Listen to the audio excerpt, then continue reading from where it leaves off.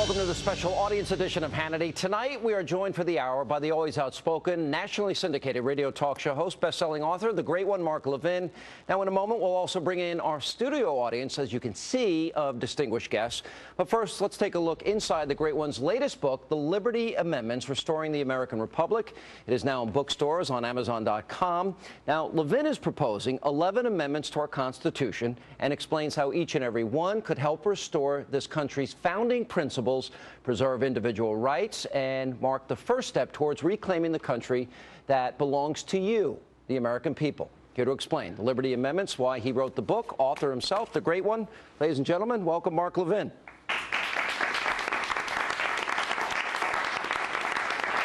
In many ways, you wrote Liberty and Tyranny, sold over 1 million copies. You wrote Ameritopia. Am I right in reading this book and thinking this is almost like a third in a series?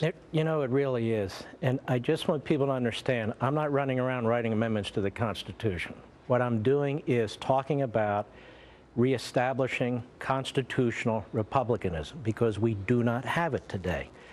And we can get into that a little bit later. What I'm saying is, unlike our opponents who evade the Constitution, who eviscerate the Constitution, who try and figure out ways to centralize the government as much as they can in violation of the Constitution, I'm saying those of us who believe in individual liberty and private property rights and the rule of law and the Constitution need to look at the Constitution for answers. And it provides one under Article 5, 2 methods for amending the Constitution. One, 2/3 of both houses of Congress. As you're saying this, we're going to put on the screen Article 5 to explain. There are two methods. Go ahead. Right. One of which has been used successfully. We have 27 amendments to the Constitution. One which is not. But that second method is not radical. It's not weird. It's there because the framers put it there, and they put it there for a reason. The second method for amending the Constitution, the first was 2/3 of Congress proposing amendments to the states, 3/4 of the states ratifying. In this instance, it's 2/3 of the states calling a convention, not a constitutional convention. Article 5 talks about a convention for the purpose of amending the Constitution, proposing amendments. And you still need 3/4 of the states to ratify. So you wouldn't have a runaway convention or anything like that, as we have today, a runaway Congress, a runaway Supreme Court, and a runaway bureaucracy and president. This is a system put in place specifically by the framers. And George Mason insisted on it and got the support of the other members, the other delegates to the Constitutional Convention. He said, look, if Congress turns oppressive, if the federal government turns oppressive, what is recourse other than violence? We have to have a way for this to be addressed. And his recourse was the states would get together, as they often did, as they did to give birth to the nation, and propose these amendments, and you still need 3/4 of them to approve them. But there's been 27 amendments, but only the one method has been used. Right. You write at length in many ways how our framers in particular foresaw that this day would come, a day of what you call a post-constitutional America. Explain what you mean by that and give examples of what you see that defines that. Well, the entire construct of the Constitution is intended to prevent what's happening today.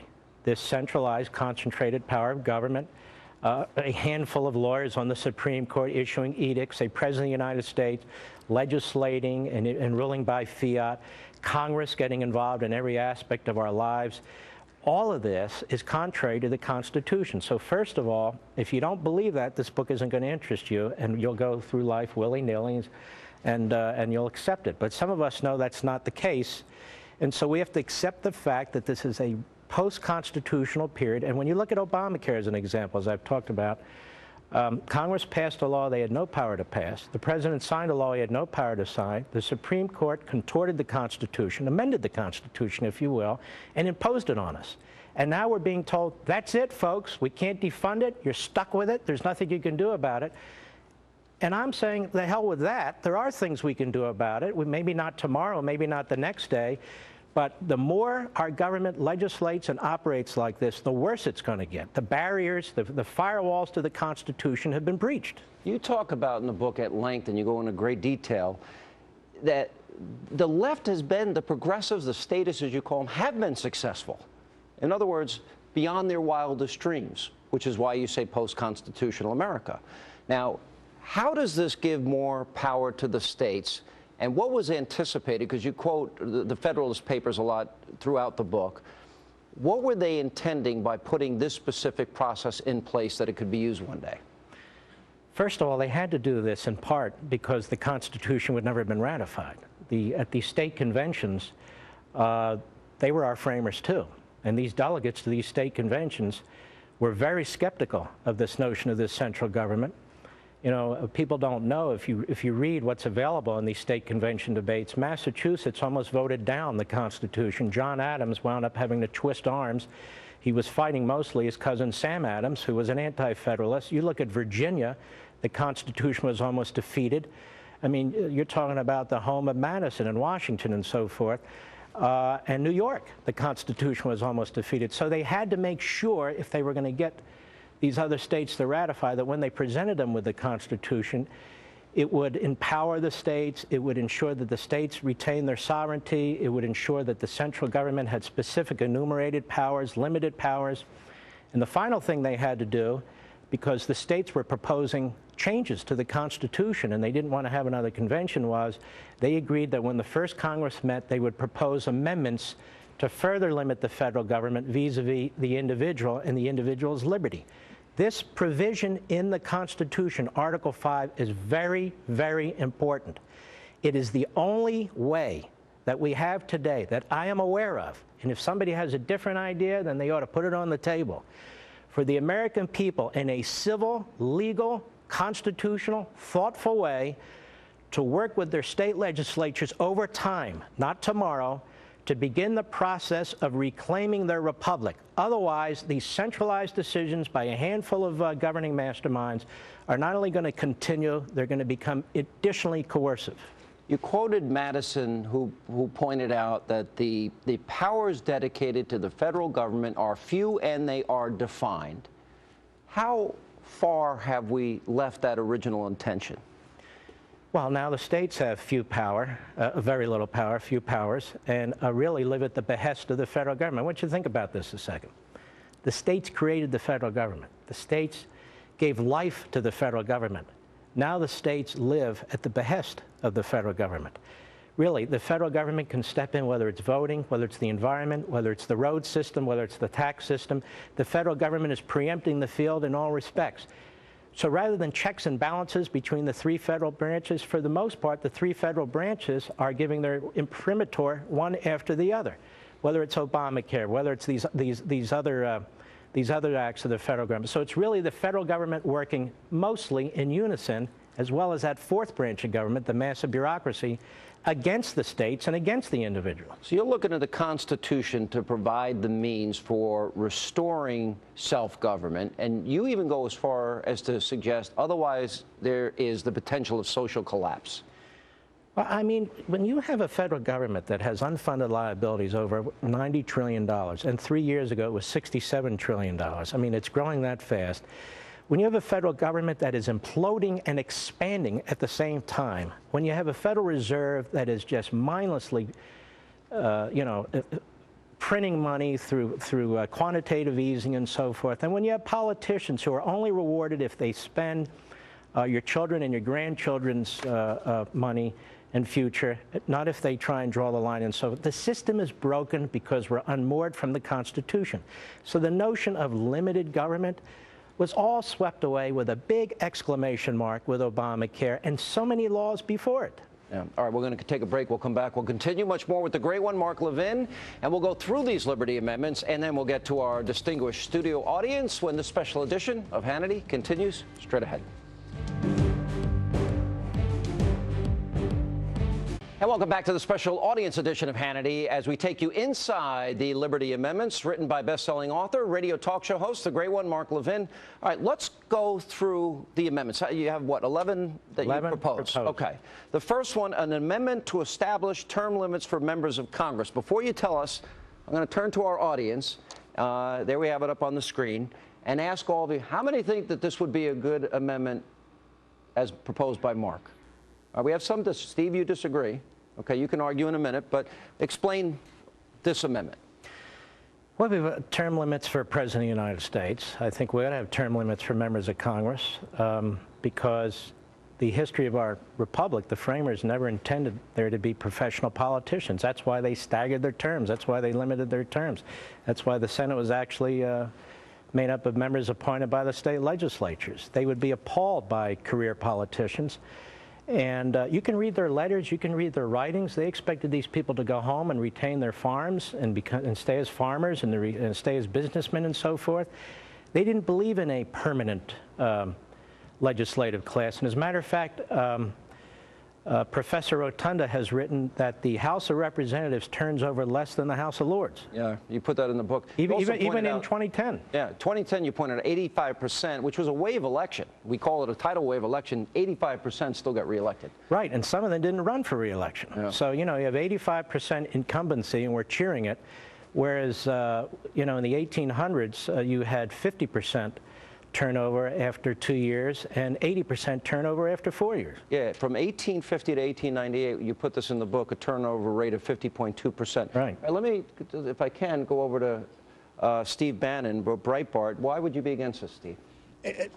I like the book in that it looked like an organic whole, all 11 amendments kind of hung together. This is the one I really had a problem with. I just don't think particularly today, that you want engagement in our democracy. I just think this takes the vote and it takes the tool. And I realize that with the power of media and all of that, it's really gotten to be like the House of Lords, where they never leave. But I think if you force it and put a cap on it, it takes that one thing away from the people. And I would support it if it was totally tied in as an organic whole to all 11. This is the one I had the biggest problem with. You brought up in the book how historically this is how it was intended to be. Why don't you explain maybe to Steve? Well, historically it was, and it's not that people won't be able to vote. You can still vote for state representatives, state senators, governors, members of the House, you can still vote for them, and you can still vote in primaries. It's that they are limited to how long they can serve, and there's a reason for that. You can see, look, you can't talk about breaking up the ruling class and that mentality without breaking up the ruling class and that mentality.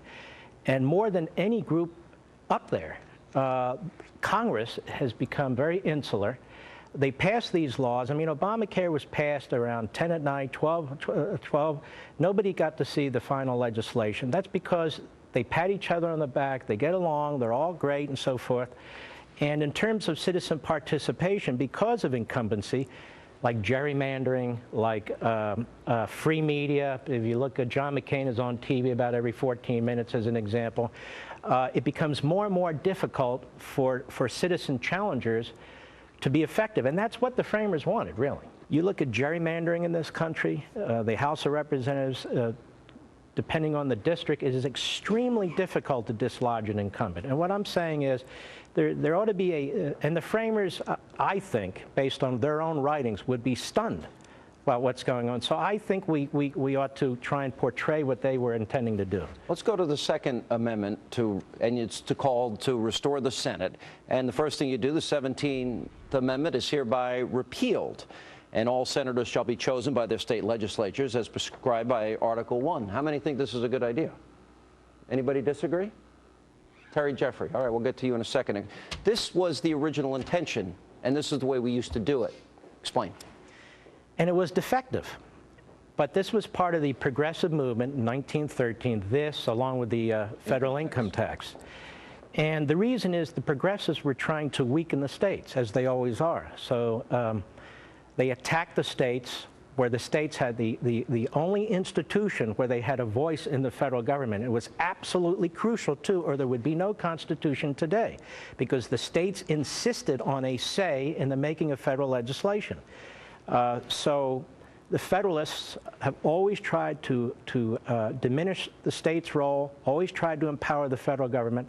And so now you can even see you have senators. I'll give you an example. The Commonwealth of Virginia, I've talked about this. You had the Attorney General of Virginia, Ken Cuccinelli, the first one out of the box, suing on what? Obamacare. Then you have the two senators from Virginia doing what? Voting for Obamacare. Webb and, yeah. Well, because their allegiance isn't to the state legislature or anything of the sort. The state legislature isn't even as important as some powerful lobby group on K Street. What people won't know is this is the way it was done for 124 years. All right, Terry, your opposition to this. You know, I agree with every other amendment that Mark proposes in his book except this one. I think it's unnecessary because of the amendment that Steve opposes. Mark's term limit amendment says 12 years in Congress, period. Right now, you can only serve 6 years in the Senate, so 2 terms would be max. Probably a lot of people going to the Senate would serve in the House, so you're going to have people serving only 1 term in the United States Senate. I saw John Kerry say the other day he spent 29 years in the United States Senate. He was, many of those years, a junior senator to Ted Kennedy. So there was no turnover, as Mark says, in the Congress. But I think you get the term limits in there, and you let the people vote directly for the senators, and that's going to keep people active in politics. Just, by the way, I think Mark's call for this convention is going to make people a lot more interested in the grassroots on who gets into their state legislature. All right, quick response, yeah. Well, 12 years, they can do a hell of a lot of damage. We have a president for 8 years, and the term limits is very, very important. But who are they representing during those 12 years? They claim to represent the people of the state.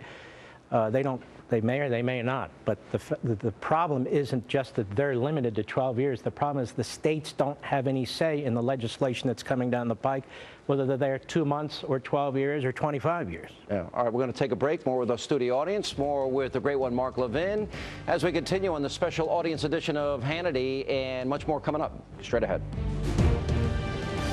And welcome back to the special audience edition of Hannity, and we also now are going to be bringing in our studio audience. But first, let's go to amendment number 3, an amendment to establish term limits for the Supreme Court justices and a supermajority legislative override.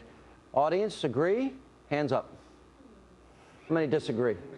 All right, well, this I support. Go ahead, Andy. Well, I just have one tweak. Why a supermajority, Mark? You know, why a supermajority to override the Supreme Court? In a regular Supreme Court case, one unelected lawyer can shift the balance. Why do we need Because today it's 0, and so and I do respect the notion of the independence of the Supreme Court, and I'm not advancing the notion of majoritarianism. So I do think there ought to be a higher threshold. But I really don't believe there's any historical justification whatsoever, and I would challenge anybody to present it, to have one person on the Supreme Court shifting the nation radically in one direction or another on a whole host of issues that don't even belong in front of the Supreme Court, that belong in the states, if even there. These are 9 imperfect human beings. Historically, some have been extremely imperfect. The Supreme Court's had some great decisions and some real doozies. I'll give you an example. Dred Scott is the prime example, but there are many. What if we had recourse to Dred Scott short of Civil War? I mean, why? Look at Roe v. Wade. Whatever your opinion is, the nation is permanently divided on this without resolution, because a handful of lawyers impose their will on the American people. I don't know how you can call this a constitutional republic when something of that nature occurs. Judicial review is an implied power in the Constitution. It's not even there. Somebody has to make a final decision. But a final decision that affects society so thoroughly, and the society is still anxious and frustrated by it, there has to be some kind of recourse to it. And why shouldn't it be a broader segment of the population, a broader segment of society, 3/5 of the state, not popular vote, 3/5 of the states? You know, we conservatives, we talk about federalism all the time. So do we support federalism or don't we support federalism? Are the states so rotten and the federal government so wonderful? Is the Supreme Court so beautiful and nobody else can make decisions? I don't believe that for a minute. Anybody want to respond to that? Somebody? I have silenced them. Yeah. Oh, no, Jeffrey maybe Lord. not. Go ahead, Jeff. Talk about, you mentioned in your book, settled law. I mean, I remember Arlen Specter grilling either John Roberts or Sam Alito about, well, can't we consider Roe v. Wade settled law? The fact of the matter is we don't think it's settled law. So how do we decide what is, quote unquote, settled law in terms of opposing these things? Well, it is more settled if society more broadly makes the decision. It is unsettled if a Supreme Court uses invisible ink and adds language to the Constitution that simply does not exist. And this is a broader point I'd like to make. The left is into nullification. The left nullifies the Constitution, it nullifies parts of the Constitution, and then when somebody like me dares to say, well, let's embrace that part of the Constitution that allows us to reestablish it, they say, what, you don't support the Constitution? So these people are doing their fan dance, and what I'm saying is, trying to be as consistent as I can, these are suggestions I'm making to reestablish a constitutional republic. I don't have unassailable knowledge here. If we ever get to the stage of a state convention, I sure as hell hope we do, then we'll have an opportunity to avoid what I think is you know, as a republic, doom. Because I don't think we have a lot of time, and I think this is something I hope that people will begin to talk about, whether they agree with a particular amendment or not. You talk about Lincoln and Dred Scott. You talk about Jefferson. He was upset over Marbury-Madison. In the book, you also talked about Woodrow Wilson, and you said endorsing judicial tyranny. So you look at basically three phases where they have accumulated a lot more power than you think was originally intended. What's particularly interesting, as a side note about Marbury versus Madison, there seems to be belief, conservative, liberal, everything in between and around, that that was a great decision. Well, at the time, it was considered a power grab by the Supreme Court, by Jefferson and Madison and others. And Jefferson's archenemy was in fact, Marshall. Marshall was the Secretary of State who signed those certificates for the judges who later sued when Jefferson became president, claiming that they had a right to those appointments. And Madison was his Secretary of State and said, no, you don't. And then there's Marshall, who's Chief Justice of the United States Supreme Court, ruling on decisions that he made. And apart from that, saying, hey, look, we have the right to make some of these decisions on the Constitution. Somebody has to, when it wasn't even a constitutional question. All I'm saying is, great, Marbury versus Madison. Today, the court's judicial review is judicial activism. I'm not even talking about judicial independence. I'm talking about judicial supremacy. I read these cases as part of my living that I make. Some of them are so outrageous and outlandish, and to sit here in June every year, to sit on the edge of our seats, to wait for some breathtaking decision coming down from on high, when you read it and you say, good God, what a knucklehead decision here, and it affects the entire nation? I think a great republic can do better than that. We'll take a break. We'll come back more with our studio audience and the great one, Mark Levin. His new book, The Liberty Amendments. More with Mark. By the way, we always want to hear from you. Log on to our special companion site, HannityLive.foxnews.com. You follow the live show. You share your thoughts on this and much more. Also on Twitter, @Sean Hannity. Quick break. Right back. We'll continue. Special audience edition of Hannity. We continue with the great one, Mark Levin, along with our studio audience. His new book, The Liberty Amendments, Restoring the American Republic. All right, let me throw up 4 of the amendments because we're never going to get through them otherwise. All right, number 4, 2 amendments to limit federal spending and taxing.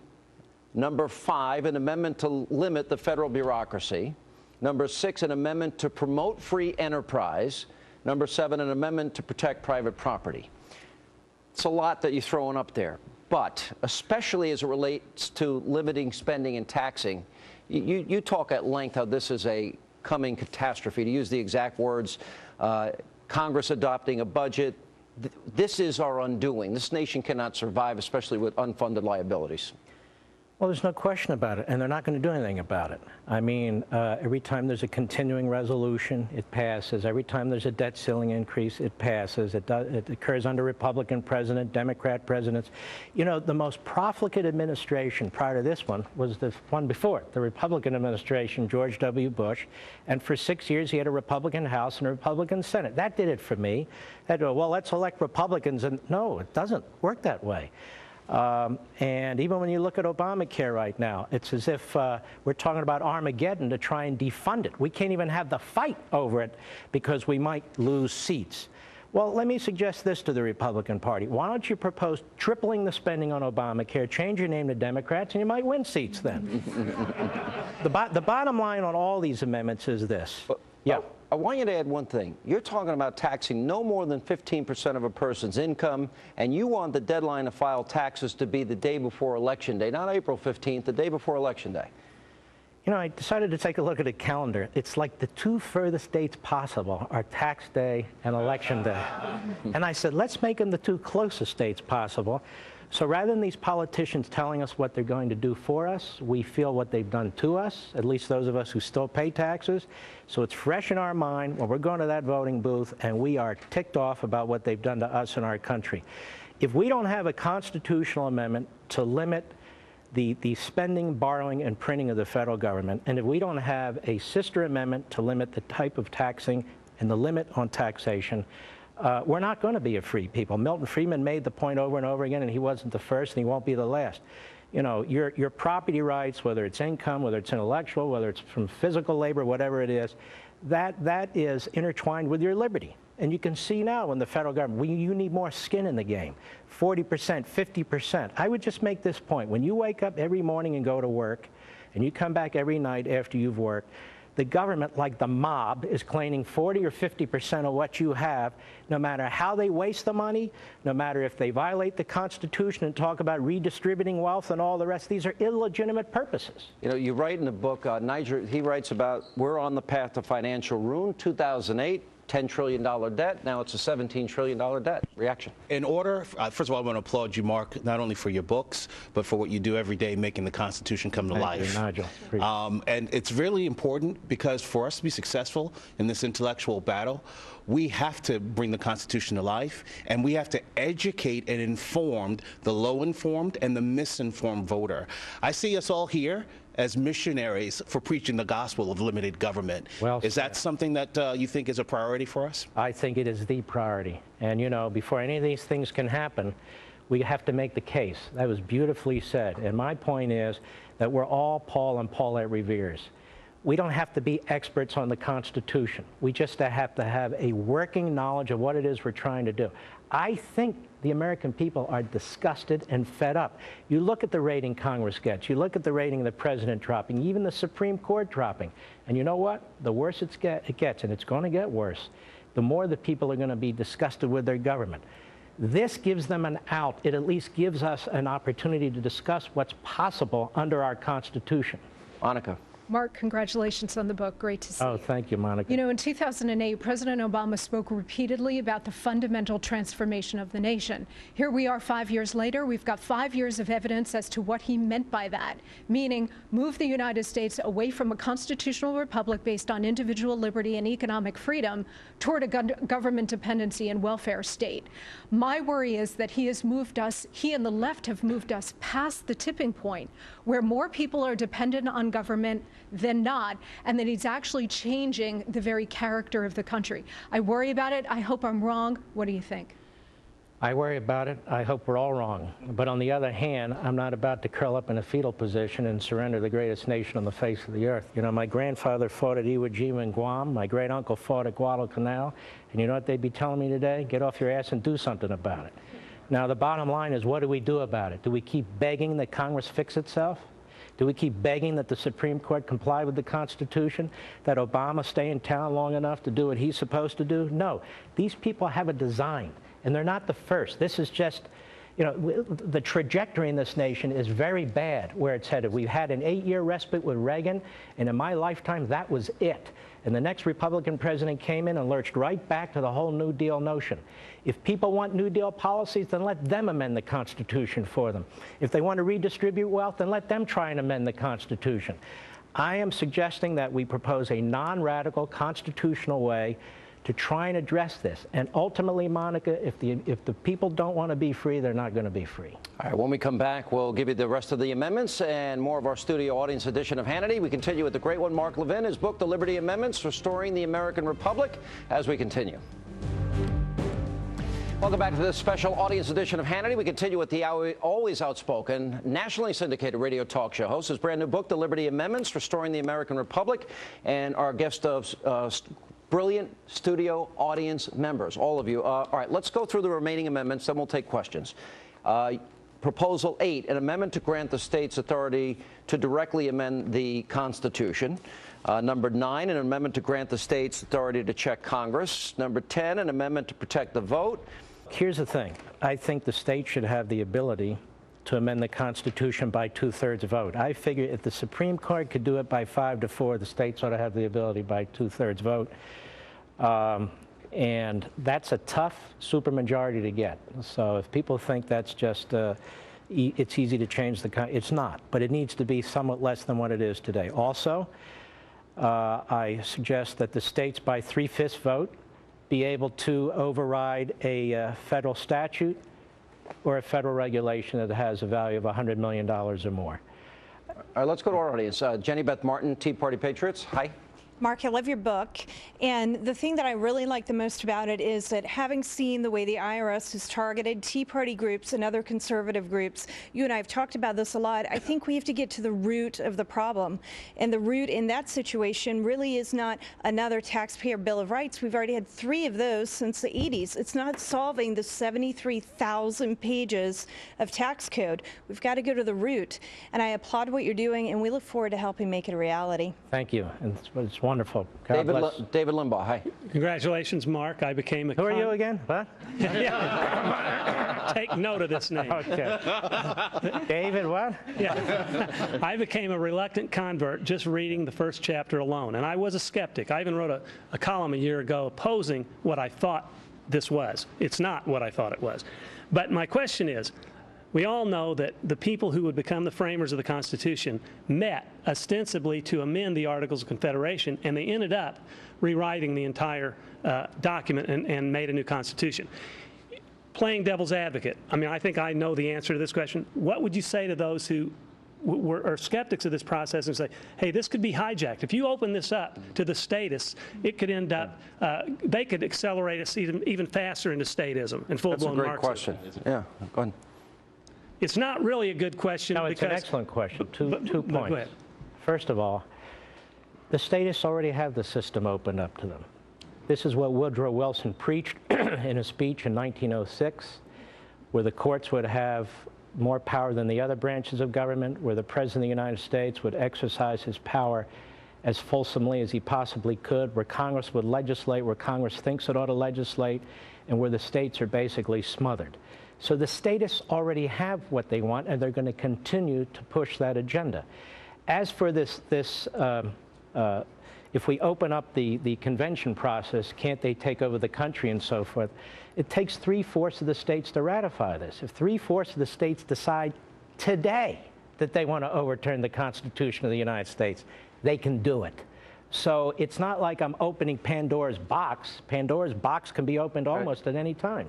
Michelle Malkin, hi.